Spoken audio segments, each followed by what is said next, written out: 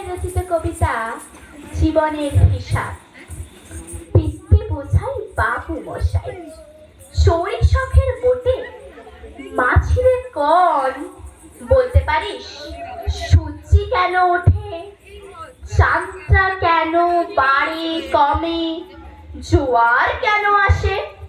বৃদ্ধ মাঝি অবাক হয়ে ফ্যাল ফেলিয়ে হাসে।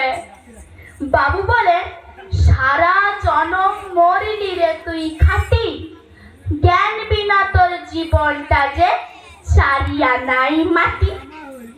খানিক বাদে কহেন বাবু, বল তো দেখি ভেবে, নদীর ধারা কেমনে আসে পাহাড় হতে নেমে?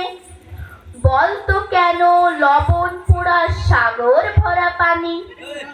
মাঝি বলেন, আরে মশাই অত কি আর জানি।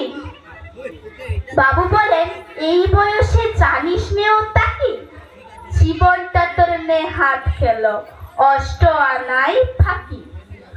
আবার ভেবে কহেন বাবু, বল তো রে বুড়ো, কেন এমন নীল দেখা যায় আকাশের ওই চূড়ো?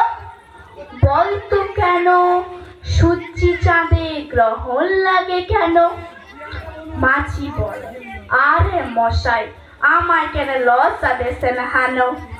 বাবু বলেন, বলবো কি আর, বলবো তোরে কিতা, এখন দেখি জীবন খানা 12 আনাই বৃথা। খানিক বাদে ঝড় উঠেছে, ঢেউ উঠেছে তুলে, বাবু দেখেন নৌকা খানি ডুবলো বুঝি তুলে। বাবু বলেন, আরে ও ভাই মাঝি, ডুবলো নাকি নৌকা এবার, মরবো নাকি আজি? মাঝি শুধায়, সাঁতার জানো? মাথা নাড়ে বাবু।